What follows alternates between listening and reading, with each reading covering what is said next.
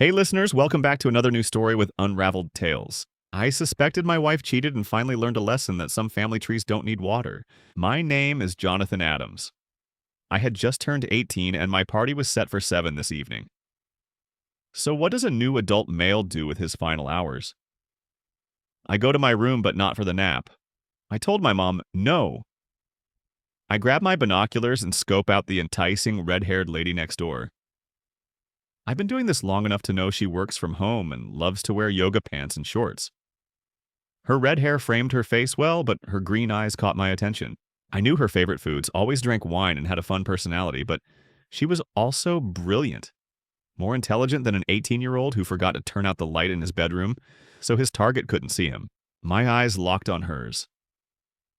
I watched our neighbor start playing with her, smiling at me. I knew I'd catch heel if Mom ever found out I had been watching her, but I also figured she might not tell anyone if she enjoyed it. The birthday party was in full swing, and at 7:45 p.m., their neighbor showed up wondering what the festivities were about, and after my mom told her it was my birthday. She walked over to me, hugged me from behind, and whispered, "Some presents come later." But as she pulled back, she wished me a happy birthday. Throughout the party, I saw her watching me, and then spent some time talking to my mom before she left. Mom pulled me off to the side for a talk 2 days after the party. It seems that her name was Katrina, and her husband and family died in a car accident. So when they moved her in next door, they put all her husband's stuff in a large carriage house they would have used as a garage. That was 2 years ago, and Katrina felt that she could finally go through it all, and she wanted me to give her a hand if I would. I had the entire summer off looking at the colleges available with the courses I wanted. So I told my mom I'd help out. But I was old enough to get things rolling myself, and if something went south, Mom would know right off, seeing as she was an ER nurse. I walked over and knocked on her door, but nobody answered. So I went to peek into the garage to get an idea of the job size. "Don't move, I'm armed, and I have already called the cops. What are you doing here?" "I'm about to tell my mom I changed my mind about helping you," I said, putting my hands up.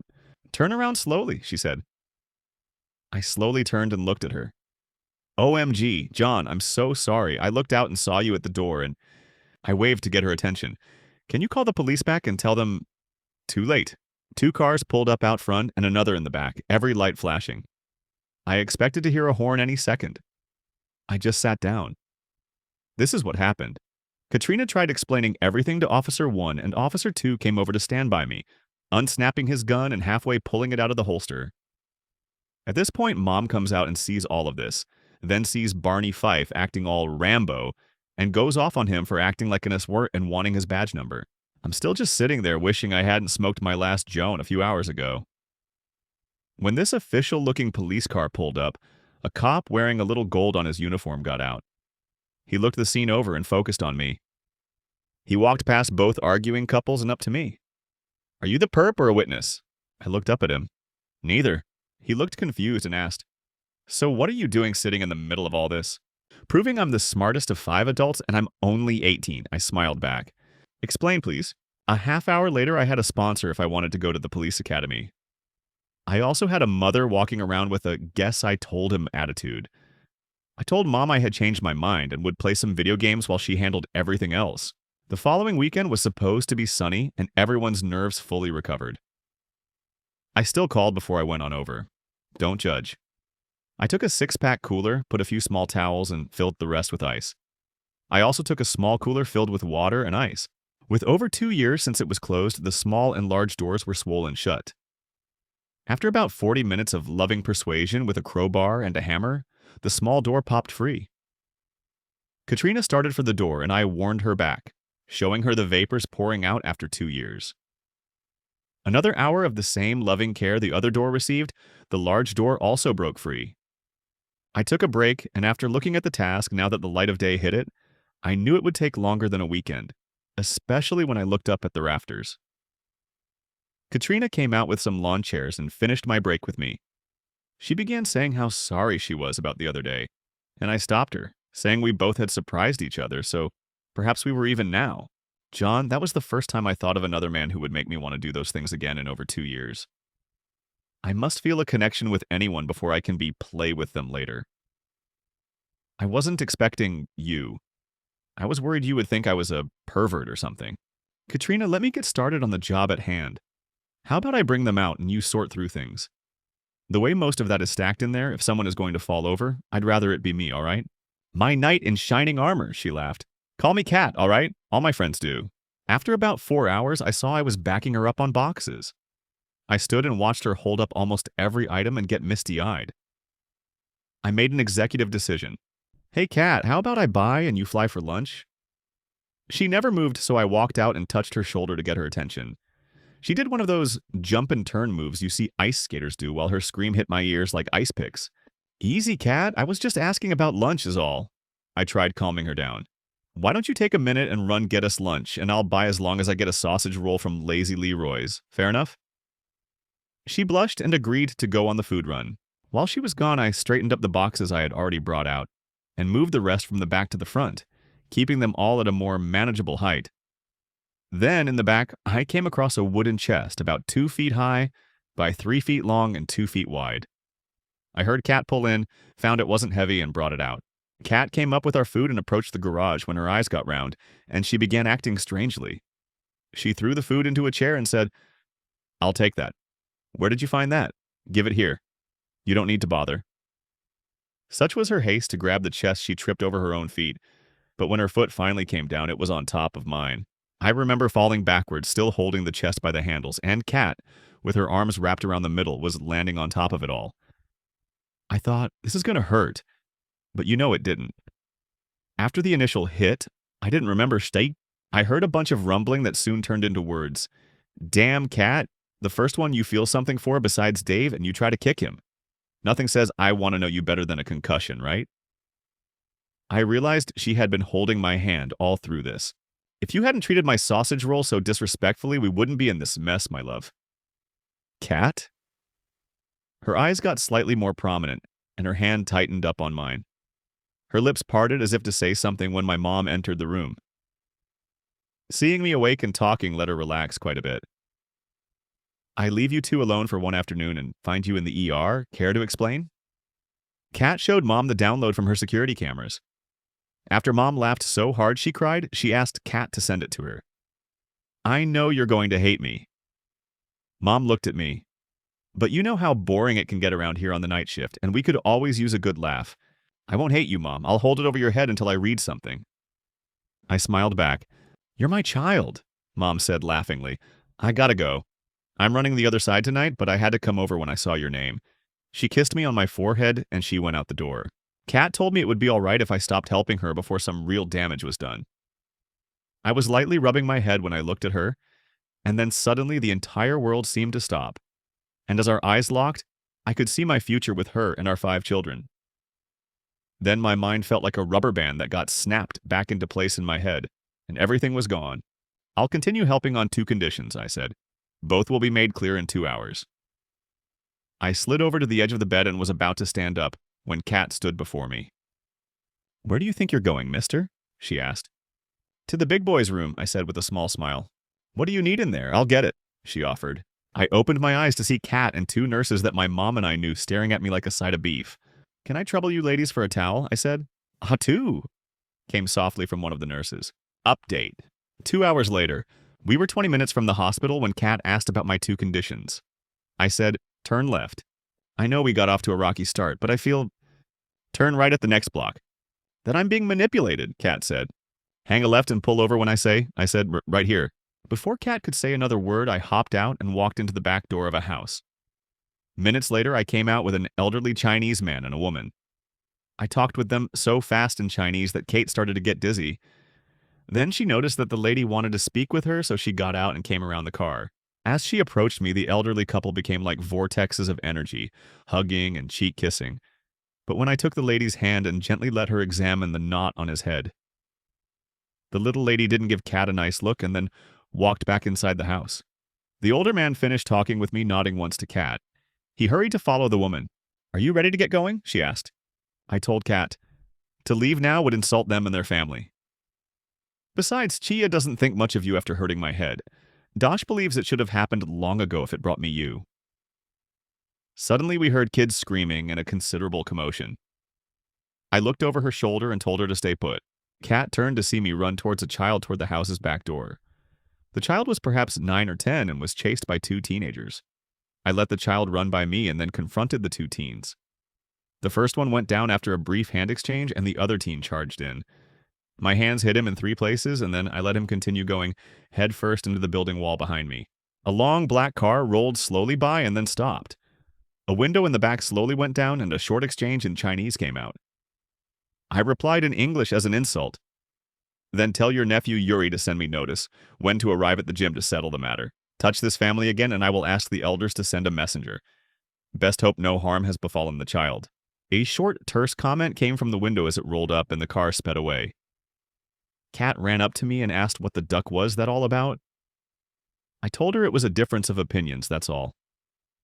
Then she linked her arm in mine as we returned to the car. Chia's eyes were 2 points of hot coals. Dosh stood off to the side with the child. Chia handed me a large and smaller bag, whispering in my ear, telling me how proud she was of her son from another mother, and then smacked my shoulder, telling me I could have been hurt. You best hug her before we go, I whispered to Kat. As we pulled away, I started to answer Kat's question. People from China honor family above all, so about 10 years ago, there was a fight between the 6 leading Chinese families, making one family supreme. After a long battle, 5 families banded together against the 6th. The 5 want to coexist, and the 6th intends to have everything. My friend was Rock T, Chia and Dache's son. He got a terrible cancer. One day we were walking home from the store, and like you just saw, we got jumped. After that, Rock T just stayed at home and got worse, but I, on the other hand, didn't know how things worked between the Chinese people. So I found a 3-foot piece of pipe from a nearby demolishing site. I came back and taught the 3 punks holding him down and tortured him, and then I introduced them to the game of baseball. Little did I know what I stepped into, but he was my friend, and I never regretted it. Docs taught me how the Chinese fight so I could protect myself, as you saw. Chia helped me heal my body during the training. But how did you get involved in the first place? Kat wanted to know. Can you keep a secret, my love? It just came out, and there it is. I looked at her as we pulled into her driveway. Yes, I can keep... What did you say? Her mouth was hanging open and her eyes just about fell out of their sockets. Chia and Dake own Lazy Leroy's and the Chinese restaurant next door. They were looking for a way to increase their income, and Martine wanted to go back home to Mexico, so they learned how to cook the Mexican dishes he did and created a few of their own. And bought him out. I continued like I didn't hear her. The large bag holds enough food for dinner tonight and lunch tomorrow. The small bag is my medicine. Does your mother know how connected to the community you are? She asked. My mom would freak, so I would appreciate it if she didn't find out about it, if you understand my meaning. I smiled. We walked into her dining room. I sat Kat at the head of the table and started to set the table. I asked her where her glasses were, pulled out a bottle of sake, and brought it to temp. She poured 2 small glasses, sat down to her left, and waited. She sat there looking at me until I mentioned that, as I was a guest, it was for her to start first. She told me she couldn't, because she didn't know how to use chopsticks and I hadn't set out any forks. We both laughed, and I got her a fork. We ate while discussing anything we could think of and began to feel comfortable with each other after a while. She loved every dish and complimented me on the sake.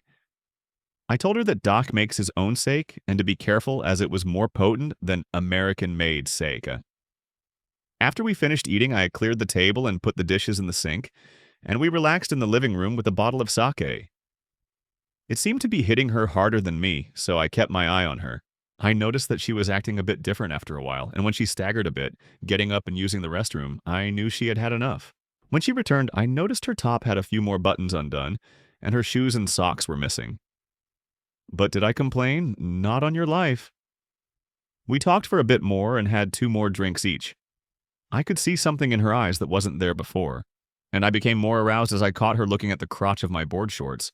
Now I would never take advantage of a drunk woman, no matter how hot she was, so I suggested we rest and begin again tomorrow. She thought it was a good idea, but on one condition. I helped her up the stairs to her bedroom because she was having difficulty walking and didn't trust the stairs. I got up and held my hands to her, yet she took a half step forward when she stood up, putting her about 2 inches from me. With her eyes closed, she took a deep breath and smiled. Her eyes opened, and I found myself becoming lost in them. She gave me a light kiss. "Thank you," in my ear.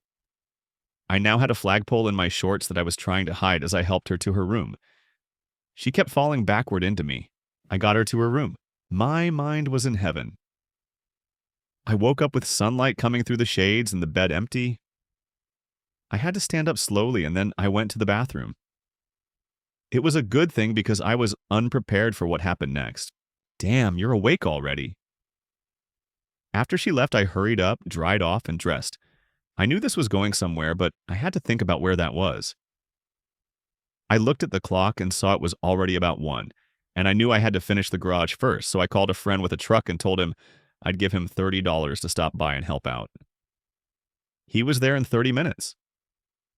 Kat looked at me surprised, so I pointed out that we were getting to the end of the boxes, and I needed help with the bundles stuck in the rafters. Plus, the size of the Goodwill pile was taking on a life of its own. He worked for that $30 that day. The Goodwill pile took 2 trips, so I gave him $40 for his trouble after getting everything down and loaded up. When he pulled away, I told Kat I had to check our house, shower, and change. I walked into the house, looked around quickly, and headed to my room. I threw my clothes in the hamper and fired up a joint while I waited for the water to get hot. Then I shaved, brushed my teeth, grabbed some clean clothes, and dressed. I needed to get away farther than next door. So I got into my car and called Kat to tell her I had to check up on something, run an errand, and would be back later. Then I pulled out and just took a drive. I had to clear my head and figure out why this bothered me. I found myself at the Garden of Statues, where every race that made up the community was allowed to place a statue to represent themselves. I was just about to light my last joint when I smelt a familiar smell and I followed it. 2 statues over, walking around it, I made an unexpected friend who suddenly made the impossible possible. Chia and Dash did not take kindly to be awoken at 1:30 a.m. I ignored Chia and gave Dash a short bow, handing him the message requiring him to be at the gym at 8 p.m. that evening. This was old Chinese, and Chia knew it. Only the heads of the families could be present. She just held onto Doc's arm and watched me drive away. I got home and called Kat to tell her I thought I pulled a muscle and would lay down here and use a heating pad to prepare for tomorrow. She seemed to buy it and told me to take care of myself, but to call her if I needed anything. I turned on a music channel and got myself a soda, wondering if I could make it through the night, and if I did, what awaited me on the other side. I knew I had to put Kat out of my mind and focus on what I needed to do. I went to the basement, where I had set up my gym, worked out for a few hours, showered, and laid on my bed for a few hours. I got up around 6:15, grabbed what I needed, took a soda, and then jumped into my car. When I got to the gym, I was ushered inside and shown which locker room was mine. About 20 minutes later, I was informed Yuri had arrived. I was stretching when Doc entered and told me it was time. As I approached him, he grabbed my shoulders and looked into my eyes as a tear ran down his face. He shook me and motioned to the doorway leading up to the ring. There were all 6 in attendance. 5 sat on one side, while a single man sat alone on the other side. A priest stood up and read the grievances between the 2 groups, and then asked if they were willing to call a truce, and the single man shook his head no. So he called Yuri and me into the ring. The priest turned and left the ring. The rules were that both opponents had to strike each other, so Yuri and I approached each other as if to do damage. We pulled up short, about 2 feet away, and then struck the other like they used to do in France to start a duel. Then we both smiled, and before anyone could stop us, we each pulled out a small pen on FA, cut our right hands, and then clasped them together. Yuri looked at his father and said, "This was always about what you wanted. Your greed is something I will no longer support, Father. Don't die with such hatred in your heart and spirit. Don't lose your only son to your greed as well." I turned to Daesh and the others. I asked them if they would accept the blending of our blood, finally making us all united again and at peace. They all gave a bow, indicating they would honor it. Yuri's father's face was covered in tears. Finally realizing how much he had to lose, he gave a deep bow. Then the tunnel behind me exploded with yelling and sounds of fighting. A man came running up to the ring with Chia with a quarterstaff. My mom, Kat, and a woman I wasn't familiar with holding a bowstaff came charging in hot on his heels. I looked at Yuri. "I take it that's your mom too?" He just grinned and nodded his head. Well, I don't know about you, but I'm staying here. More room to run. I smiled back. You only have one. I have three. I ran into a corner and raised my hands, trying to tell them I could not hear one because of the other. I saw Dache had his hands full with Chia and felt bad for him. What the duck is going on here, Jonathan?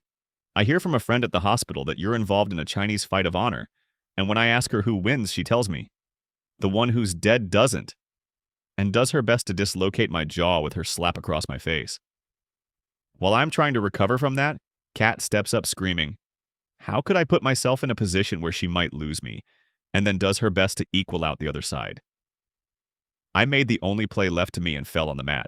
They both knelt and began crying while grabbing me, saying they were sorry for hitting me.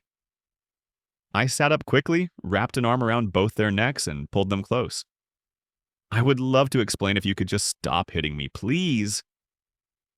They both nodded, and I released them so they could help me up. I assured them that the most damage to me tonight was from both of them. I could feel my lips swelling as I spoke. Yuri and I found each other last night alone, and we had a little heart-to-heart chat. We realized we wanted the same things and came up with this. Nobody got hurt, and everything settled. My mom was still mad, but she had started to cool down. Kat said, I already told your mother about our feelings, and she understands. I can't risk going through it all again. She dropped down on her knee. Marry me, Jonathan. I need you to show me how to live and love again. I opened my eyes, swelling shut as much as I could, and saw my mother with a sad little grin on her lips, eyes watering. She nodded her head. I tried to smile as I looked down past her fiery red hair deep into those emerald eyes. Yes. I hadn't noticed that all talking had stopped when Kat fell on her knee, and my response made two things happen. First, Chia began dragging the priest over in a very undignified manner, and second, I asked Yuri to be my best man. His mother asked to be the bridesmaid.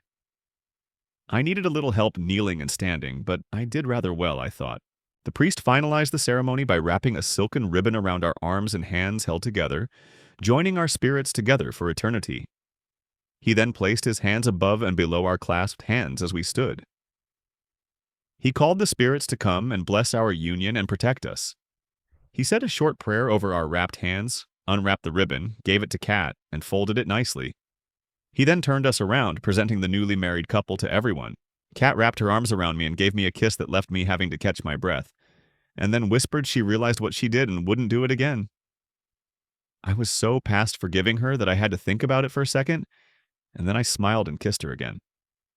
My mother was crying, hung her arms around me, her kisses on both cheeks. I saw Yuri and his family gathering to leave, so I broke loose from my mother and walked over to them. I stood before his father, looked him in the eyes, and gave him a deep bow of respect. As I rose, his eyes locked on mine. He straightened up and gave me the same bow. Then he stepped forward and shook my hand. Yuri followed suit by grabbing my forearm and smiling at me. His mother was just as bad as mine was. I felt helplessly tied under a fountain with no escape. After she released me, I turned and began looking for my bride. I saw her standing by my mother. Dosh was about to realign my mom's shoulder to release its tension. That was when I felt a tap on my shoulder. As I turned around and looked down at Chia, she jumped up on a seat, making her 3 inches taller than me. Her eyes glowed as she said a word I didn't know, gave me the first smile I had ever seen on her face. Then she hugged me and kissed my cheek. She started giggling as she started walking over to Dosh. My mom and Kat walked over and stopped, with Mom on my right and Kat on my left. My mom started things rolling. Half of me wants to hug you and tell you how proud I am of you, the man you've become. The other half still wants to kick you. Slowly, for being so stupid. I put my arm across her shoulders, then kissed her cheek. I love you too, Mom. She pulled my head down and kissed the top of it. I then opened my arms to my new wife, and she happily fell in them. What about you, my dear? As I kissed her ear, would you be like my mom and kick me then as well? To which my loving wife replied, that would be a no, love of my life. Then she smiled. I would have killed your happy ass long before that. I acted like that hurt, and she kissed me. I heard my mother mumble. I knew there was a reason I liked her. I told them to wait there because I had to get dressed, and I would be right back. I had just finished dressing and given my hand a couple of tape wraps when I heard a voice say my name. I turned to see Dash standing there. When my son named you as champion, I called him crazy to name a round eye to such positioning. Then I asked him why. Doc wrapped his arms around me, giving me the fiercest hug, then pulled back. He told me that you would never give up, never stop. He said he could see it in your aura. I'm glad his eyes were open. He turned and silently walked up the stairs. I came to the bottom of the stairs, and for some reason, I looked at the side of the first locker at the stairs end. Scratched into the side was this: "You don't have to stand tall in this life we live, but you do have to stand, brother." I had a better understanding of things now. Everything comes at a price, but first, you must understand the cost. I put my foot down on the first step and never looked back. Update. Kat and I had a wedding for our family and friends the following weekend. We had our reception being hosted, offering Chinese or Mexican fare. Mom and Kat were thinking of a more traditional affair. I asked when they would bring everyone up to speed on the new plan, and they said noon tomorrow. I ensured Dosh and I were gone at 9 a.m., saying I needed help with something I was planning. I drove him to the next town and got us each a room. I gave Dosh his key card, telling him to call home and say my truck broke down and they won't have the parts in tomorrow morning, so we'll be home tomorrow. Dosh explained that lying to one's spouse isn't good. I asked him if he wanted to bet dinner. We both checked out our rooms and made our calls. Just as I ended my call, there was a knock on my door. Dosh said, "I now understand the phrase, 'out of the mouths of babes'? Much better." He smiled. "Where would you like to eat?" We found a nice seafood place and even watched a street show on the way back to the hotel. We got up early and had breakfast. Then we got on the road to go home. I walked into my mom's house and called out, but no one answered, and the place did look a little messed up. I locked it back up and ran over to our house. I found my wife and mom huddled over a mug of coffee in the kitchen. Both seemed a touch jumpy when I called out that I was home. Mom must have told Kat I didn't drink coffee, so she ran to me with a soda in hand. And after a lovely kiss, she opened it up and told me to sit on the love seat with her and my mom on the couch across the coffee table. They told me that after intense discussions, they had agreed to let Chia manage the food after she promised she was cooking the Chinese side of the food and would find someone to cook Mexican-American food for those who prefer that, while the two of them were doing music and decorations. I laughed at that first part, but reminded them it was a small party, and everyone just wanted to enjoy it. Mom piped up after that, "Well, I'm not sure about you all, but I'm starved, and no one feels like cooking, so I'll buy. How about we order pizza?" "You want a real pizza? Then get into my car," ordered Kat with a sly smile. 40 minutes later, we pulled in front of a peaceful little place called Mama's Kitchen. And that's precisely what it was. It looked like they had bought two houses and just filled the middle, making one house open to people and the other for family and the kitchen. Mama ran the place with her two children. Her voice left no question. She was Italian and loved to cook. I told everyone I was headed to the restroom. I looked into the kitchen as I passed by. She was singing as she hand-tossed the dough, working it hard. I smiled and kept walking. When I returned to the table, Mama talked to Kat and Mom. Kat just smiled and pointed at me. "That's him." I got a hug that threatened to break some bones, and then came the kiss on both cheeks. She sniffed the air and took off for the kitchen. Kat started, "I found this place when I returned from an out-of-town seminar. I had a flat and waited here for roadside assistance. They took so long to arrive that I had a calzone with Mama's dipping sauce. I've been addicted ever since. You guys have to tell me what you think, all right?" We agreed, and Mama brought out our pizza as if on cue. It turned out to be one of the best pizzas I ever ate, and I ordered a meat lovers and a barbecue chicken with Mama's sauce for when we left. I was still a young adult, and my body could still function on a cold pizza and soda breakfast. So I was planning ahead, right? When we could, Kat paid for our tab and looked at the pizza boxes. "I'm paying for those," I told her. She just smiled and said, "Good. They'll help keep the calzones I got for your mom and me warm until we get home." They both headed for the car. Mama smiled. "I made one for you too, so no worry. You need to be gentle with her, honey. After the accident, she lost her way. It's your love bringing her back. You duck this up and I'll hunt your ducking us down and settle things, understand?" Then suddenly, she was the woman I first met. "You guys make a sweet couple?" Then she did that thing they do, kissing her fingertips and saying "mooah" or something. Mom returned to hold the door so I wouldn't drop the food. Mama handed my card to me and whispered, "Google's your friend." Then waved goodbye to my mom as I grabbed the food and headed out to the car. "She seems like a nice lady, doesn't she?" my mom asked. My reply was, "Yeah, Mom, nice." I put the food away when we got home as they were meeting tomorrow. After the ladies said goodnight, I walked Mom home. We talked about memories, both old and new alike. Then my mom confessed, "At first I was worried about you and Kat if it was love or just a widow's lust for a young man. But when she snatched up that guy who came up behind Chia, John, she just kicked his bowls, and as he bowed down, she kneed his face and threw him down the hall when we forced our way inside. She was the first one through the door, you know.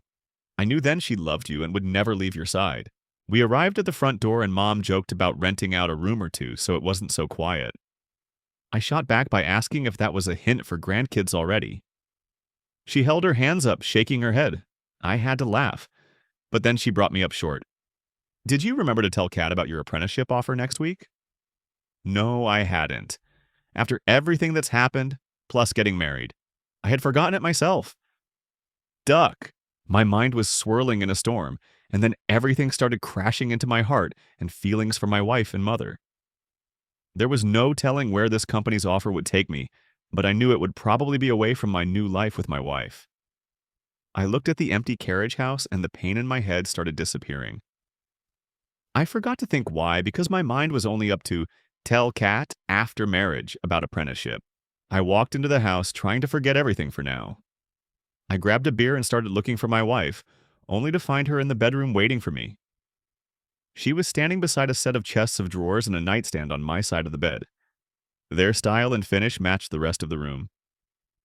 I smiled and slowly walked over to my wife. "Thank you, my love," as I kissed her. "I love it." "You're not done yet," she whispered. "Open the top drawer of your nightstand, baby." I grabbed the handle and tugged at it, but the drawer didn't open. What did was a small refrigerator filled with cold Sprite and water.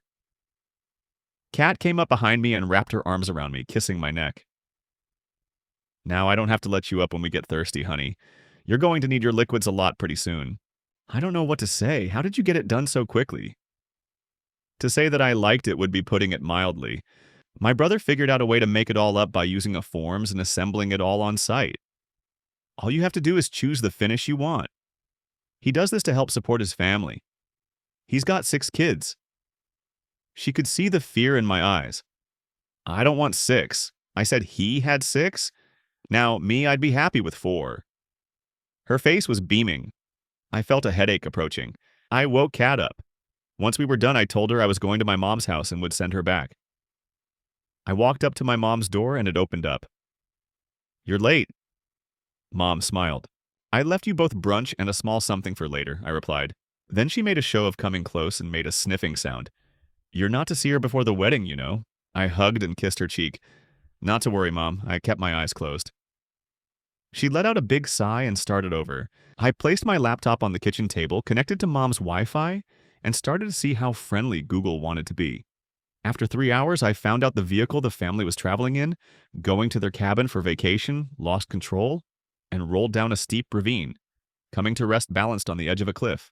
Rescuers took hours to retrieve the bodies in the car, only to find the youngest daughter alive under all the bodies and debris, though still receiving a lot of damage to her body. Then, after she makes her way through that, her grandfather, the only family she remembers growing up, was killed when the battery that ran the forklift he was standing by overheated and exploded. Kat has lost everyone who had meant anything to her. Everything was dated 6 years ago, then nothing. Until now, that is. I was done with my shower and shave and had some time before my ride to the hall showed up. I grabbed a soda and the last 3 pieces of the chicken bar BQ pizza, then turned the TV on. Just after eating, my phone let me know I had a message. "Now that you're finished, are you ready to go? I'm out front, Yuri." I put my dishes in the sink and threw the soda can in the recycling bin. Then I opened the front door and saw the limo parked at the curb. I just looked at Yuri. I said I would pick you up, never said I would drive you. He laughed. "Besides, I have already started drinking. Perhaps you should too?" He handed me a glass and a joint as the limo pulled away from the curb. "I'm not supposed to give you any hints, but I will give you one anyway. The community banded together and stole your marriage. Call me Mr. Confused because that was the look on my face. I had no idea what the ladies had planned in the first place, so what the duck, you know? After 3 drinks, the limo pulled to a stop, and then my door opened. I got out of the limo and stood up. Yuri was right beside me. There was a lot of clapping and cheering. We were introduced to everyone here twice, I believe. I said hello to our friends and family in attendance, and then took a step back to look at everything. They had cleaned up the garden of statues, making it look beautiful with all the lights and lanterns strung everywhere. They had even made a dancing area. Another area was for family and eating with picnic tables. Yuri and I were pulled into one group, then another, almost before we found out what they were discussing. Before long, Yuri grabbed my arm and pulled me away. We found the drinking area, and Yuri quickly ordered 4 sake shots. Japan at its best. Then his eyebrows went up, looking at something behind me. Then he yelled, 6 and make it quick. The bartender nodded and brought over 2 glasses. He set them up before us, filled them, and stood with the bottle. The first was for love, the second for spirit, and the third for happiness. Then Dosh appeared at my side, as did the rest of the heads of the 6 families. Dosh bought 1 more round for the 8 of us. Then he told me I had somewhere I needed to be. Just as he began pulling me along, I grabbed Yuri's shirt and pulled him close. I'm so gonna pay you back at yours, I breathed in his ear. He whispered, no, you won't. I'm gay. Dosh almost carried me away when I yelled at him, not fair. The 7 of us left walked over to an area enclosed in drapery, almost like they were walls. The 5 heads of families bowed and walked away. Doc said this is the part of father and son, but seeing as how his son had passed and my father left long ago, he didn't think the Great Spirit would mind too much. He motioned me inside to follow the path, he said. It made a left turn, a right turn, and then another left, like an S laying on its back, that opened up to a large enclosed area. There was a large table with a festive garment laying on it, as well as a pair of sandals. Drink this, Doc said, handing me a small bottle. I fought with the devil, trying to keep it down till he gave me a Sprite to chase it down with. We need to get you dressed.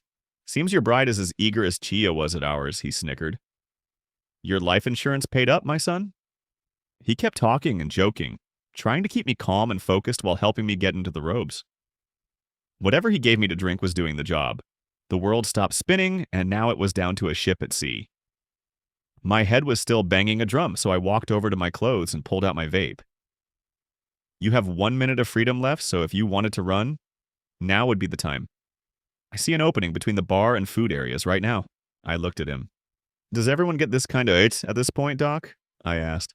No, my father gave me a lot more, but the difference is, I like you.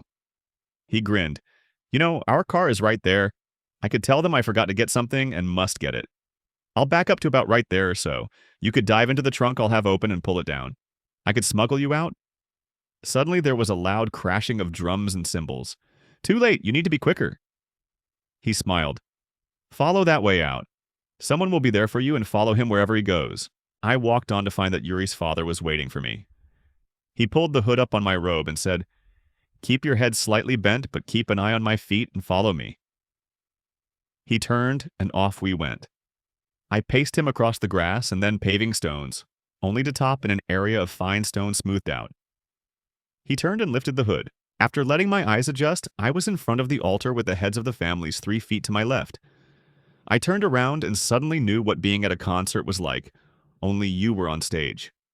Flashes and a few digital camera lights erupted across my vision. Then another round of drums and cymbals, and there she was.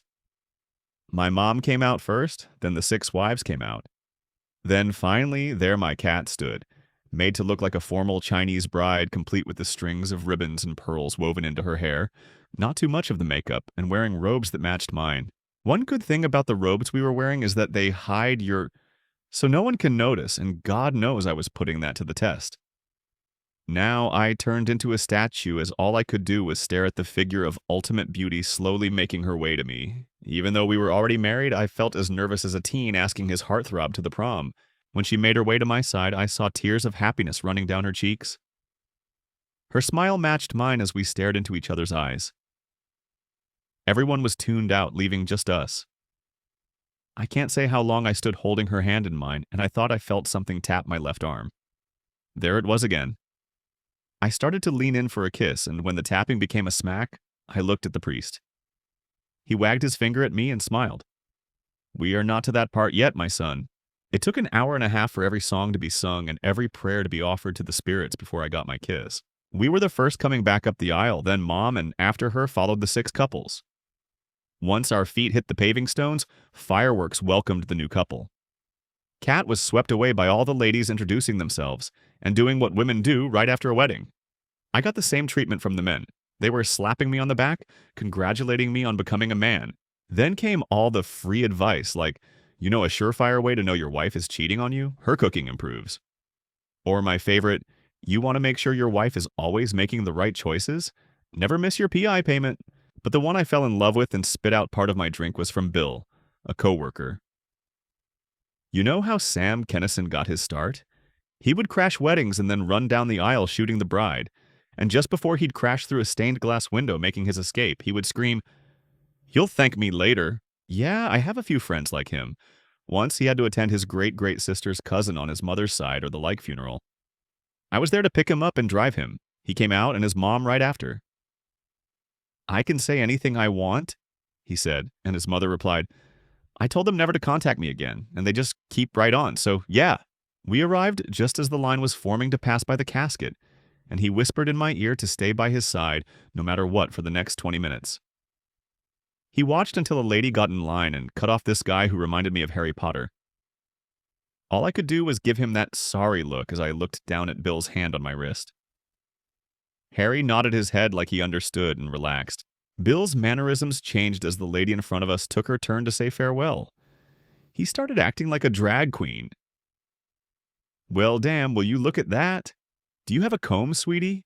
His hair never looked like that when he came to see Mum and me. The next thing I know, I'm being hauled down the hallway towards the exit door.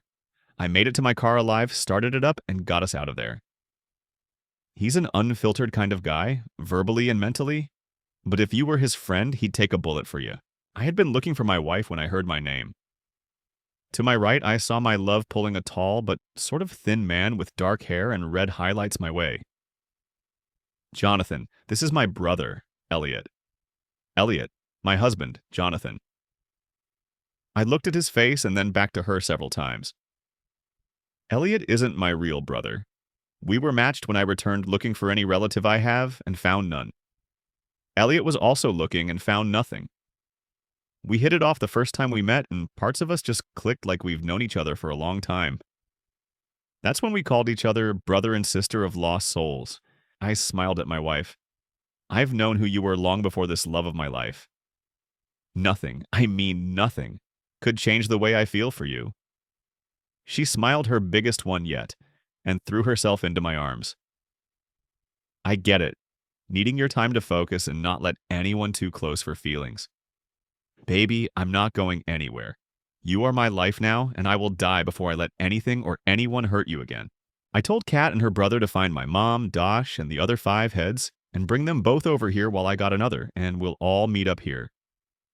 They left, and I walked over to the bar and asked for their oldest bottle of sake and 10 glasses.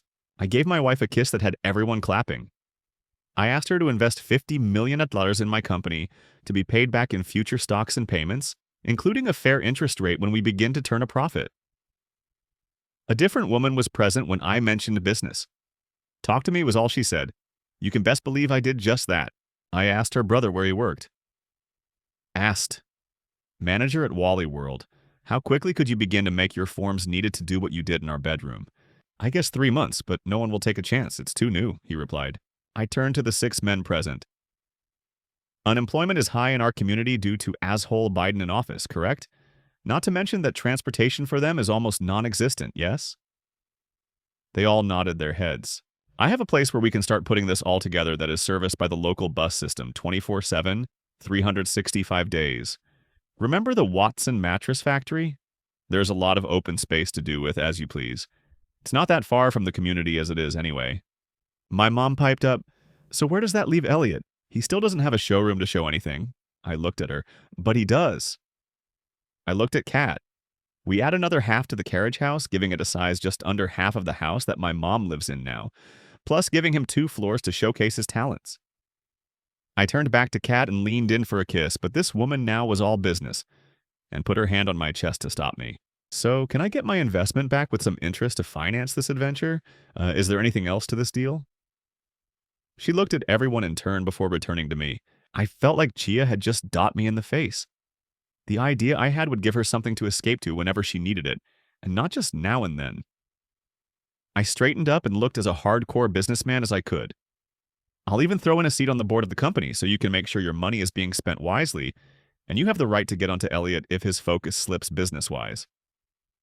Elliot turned to look at me as he opened his mouth to say something. "Deal!" came from Kat, and Elliot sighed as he closed his mouth, but I saw the slight grin at the corners of his mouth before he hit it with his hand. "Now, everyone, let's toast the new business and the prosperity it will bring to the community." Everyone stood and drank their drinks. "Now I am off to dance with my wife. Elliot, could you please wait until we're done? I have something I need to ask you." Kat was already pulling me to the dance floor. She asked if we could dance to the song she fell in love with first. It also explains what she was going to do as well. She talked to the band playing, walked over to me, and led me to the center of the floor. So there we were. Nobody on the dance floor but us. Her hands held mine as we gazed lovingly into each other's eyes. Turns out I knew the song as well, and when the band started, she asked if I was ready. I smiled and knew we'd make it a hit on the internet. We made quite a sight being dressed in our wedding robes. Everyone who was watching broke out laughing as they videoed us for blackmailing purposes later on, I'm sure. When we were done, my bride and I returned to the waiting Elliot. Then, after a minute's conversation, he said he had to check on something, but would be back soon. Then, about 5 minutes later, Kat and I went to get a drink together. I told her to act like she wanted a quickie right after our drinks and follow my lead. The drinks were gone in 2 sips, and Kat did her thing. When we returned home, Mom sat on the porch waiting for us to arrive. "Everybody knows you finally made a showing into the world of the living," she laughed. "You were both spotted driving to the restaurant." She gave Kat a kiss and a hug first. "Welcome to the family, dear."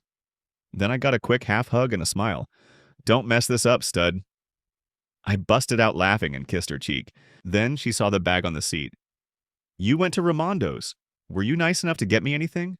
"OMG. Thank you both. I love their shrimp." I felt like fate had set me up on this one.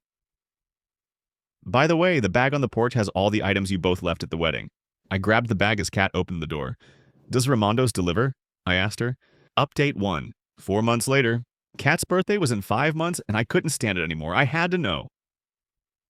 So I ordered 2 of those online DNA testing kits and had them sent to my new office at the plant.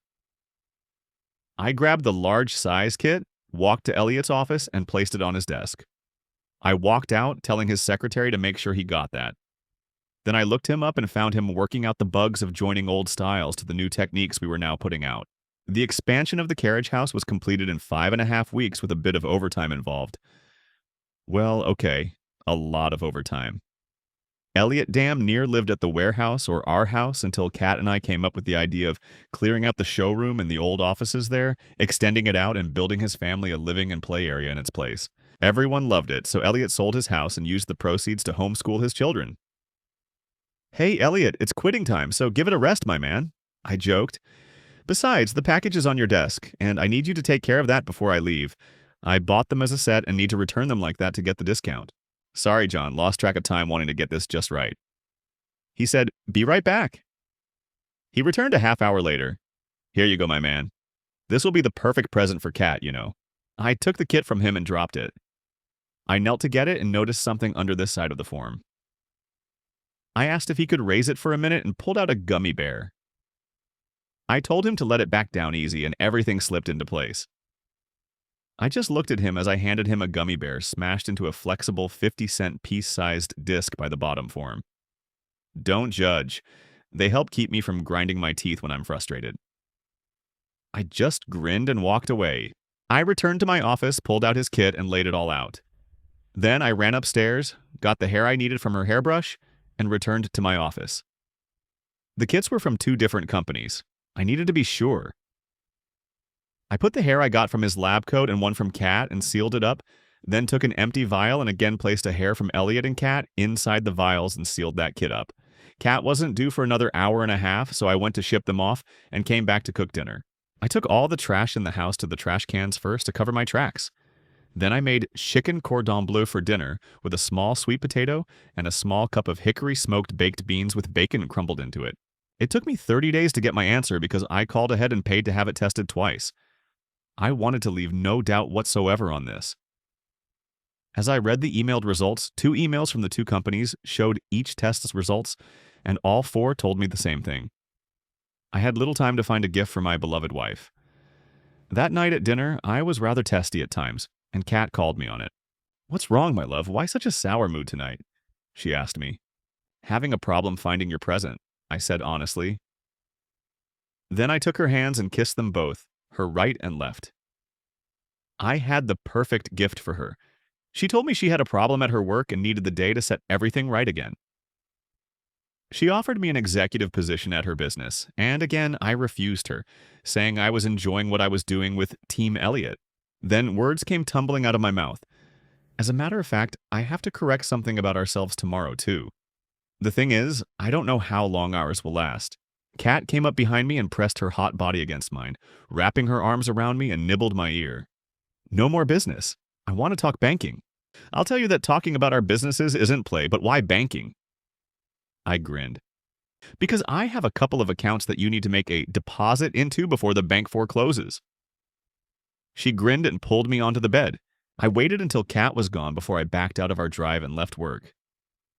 I asked a few jewelers who would have the most beautiful yet unique design for wedding rings, and his name was always mentioned. So I was on my way to my mystery jeweler. He sounded funny on the phone when I set up our meeting, so I had my friend clipped at my back. When I pulled up, it reminded me more of a small house than a place of business, so inside I went. I heard a buzzer go off in the back, and a female voice called, "Give me a moment, please." After about 15 seconds, a raven-haired beauty came out of the back. "You're not goth or a stripper. What can I do for you?" she asked. "My name is John, and I have spoken to a guy named Lar.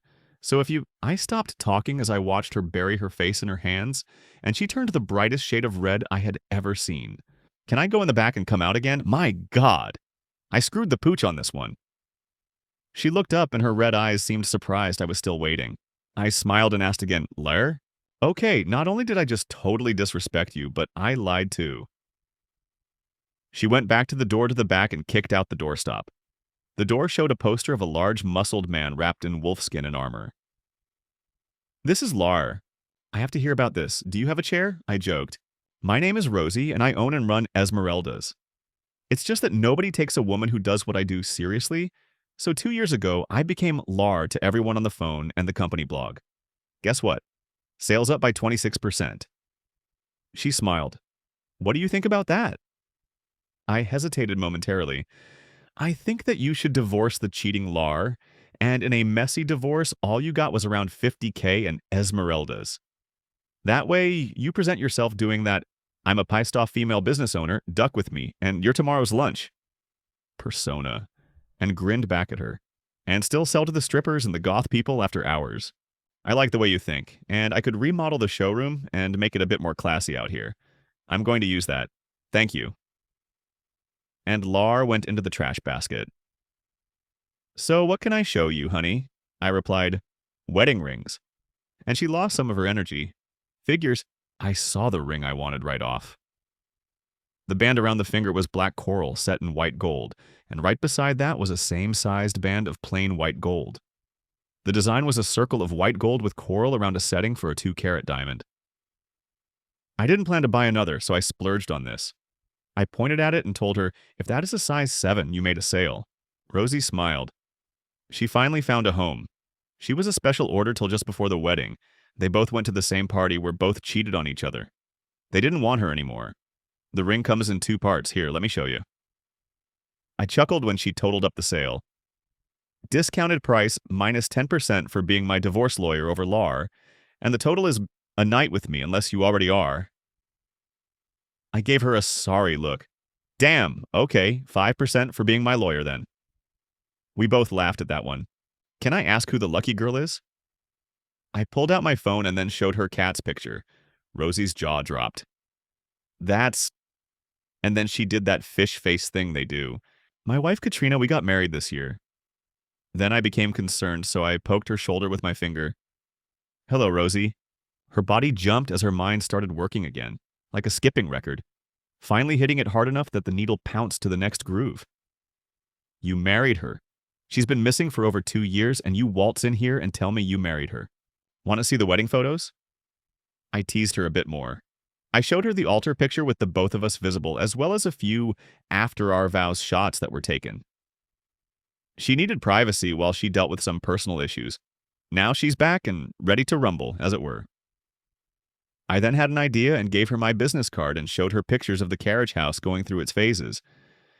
Perhaps we could help you out with your remodeling your showroom. I walked out with the ring and a receipt for $5,000, plus a new client. Elliot and Carl would be over in 3 days with our catalogs to pick from showcasing our product, with work to start the day after. If this keeps up, I will have to tap the mother company for a loan again pretty soon. I got back to work with a couple of hours to spare. My secretary gave me a look that seemed like a frown, so I looked right at her, and before she could say anything, I told her, "My office now," and walked right past her. The look on her face. Priceless. I walked in and sat at my desk, looking as proper as possible. Tina poked her head in. "What you need, bossman?" I looked down and shook my head. Did I say I wanted to see your head in my office or to see you in here? I let a little bit of rumble into my voice. This was payback for so many jibes and pokes she gave me until we figured each other out. The rest of her body slowly came into the office. "Can you close the door and then take a seat?" Poking my finger to the chair where I wanted her to sit. She needed to hurry because I was about to burst. I could see the worry in Tina's eyes because I was acting so out of character. As she sat down. "Tina, how long have you worked here?" I asked. "Since last year," she said quietly. "And in our short time together, do you think I've come to value your opinion here?" "I would like to think so." Her voice trailed off. "I'm sure. Then tell me, Tina, in your opinion, do you think my wife will like this?" And showed her the ring.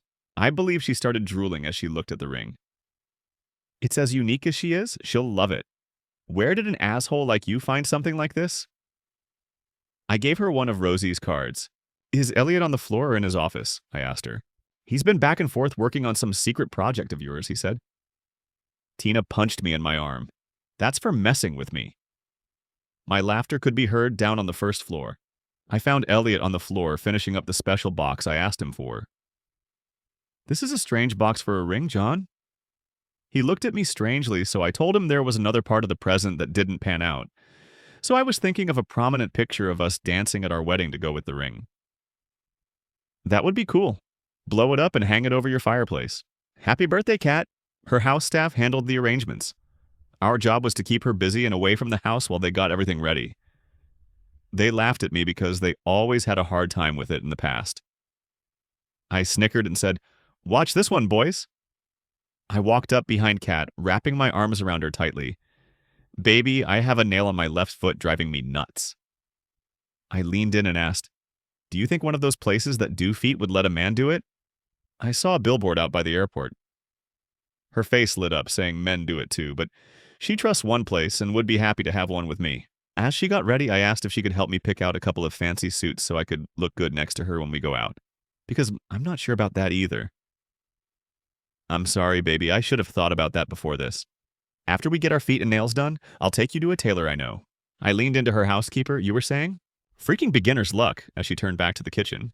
While doing our feet and nails, Kat asked me where I would like to go for lunch. I wondered about the tailor, and she laughed. "My staff doesn't need that much time to prepare the house, so we'll just have a long lunch." We had a good laugh about her knowing. When we pulled back into the driveway, I reached over and held her. "I hope your birthday today is one for the stars."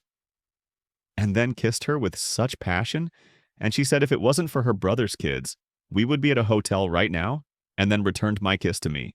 The party was on the back lawn, and Team Elliot was running and playing, especially on the swing set Kat had installed for them when they were here. I smiled as they alerted Kat like she was blood and not just a friend. The time for presents came, and I brought a chair from the living room for her to be comfortable. She got so many handmade gifts made from the heart, it made her cry, like at our wedding. When all the presents were given and unwrapped, her lovely crying face, I could see the question in her eyes as she looked at me. I stood up and asked if everyone was present. And they were. I asked for total quiet until I was done. My love, you completed me with your love and passion for life. You have filled my spirit to overflowing like a raging river, and I swore to do the same for you one day. Well, that day is today. My love for you comes in two parts. Please open the box. Everyone watched as she pulled the lid back. I reached around and pulled out the two halves of her ring, telling her not to touch the paper yet. Then I got down on one knee. I have married you twice, and still you have no ring until now. I slipped the first part on her finger. You came to me looking and even gave me a concussion to make sure I knew your feelings for me. Then I slipped the second part on her finger, twisting it until I felt it click. Now you have something of me that will be with you always, I said to her. I got up and gave an envelope to Elliot as well. Kat, I'm giving back the love you've given me, but with a little more. Then I told Kat and Elliot to read what I had given them. I walked behind Kat's chair and told her I loved her. The silence that followed was deafening. Then Kat looked at Elliot, then at me again. I smiled and nodded my head. Elliot broke down crying, and Kat was a blubbering mess. They just lunged at each other, hugging and crying. I picked up both sets of papers in the box that went flying when Kat launched herself out of the chair.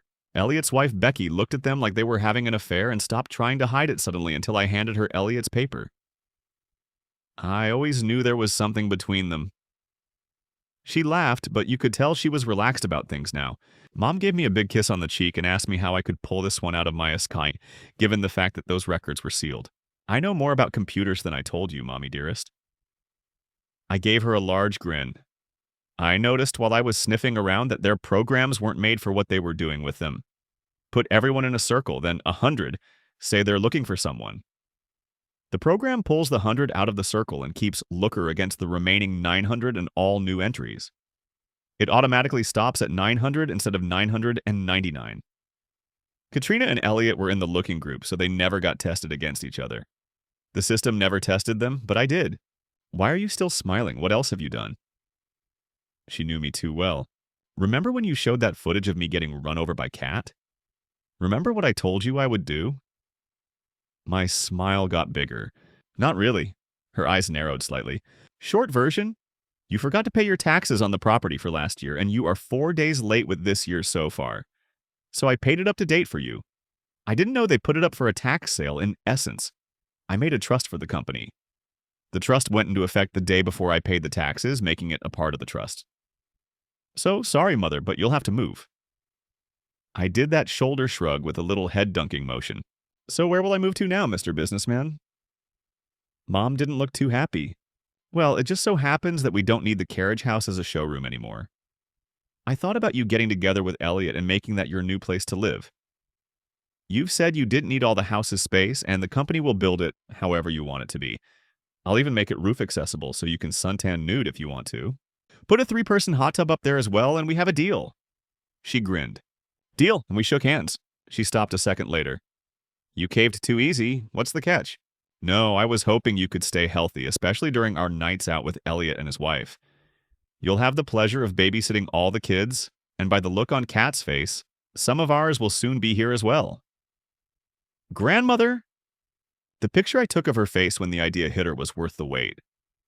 Posting this to the rest of the family on the Addams Family website I created will be fun. Truth be known, I had arranged for the entire party to be recorded. This was a significant birthday for the family to enjoy only once. Kat and I did end up having children of our own. The first was a son, the second was a girl, but her third pregnancy was triplets, 2 girls and 1 boy. But that's another story. Thank you for watching. Unraveled Tales exists because of your support, so take care and see you soon with another story.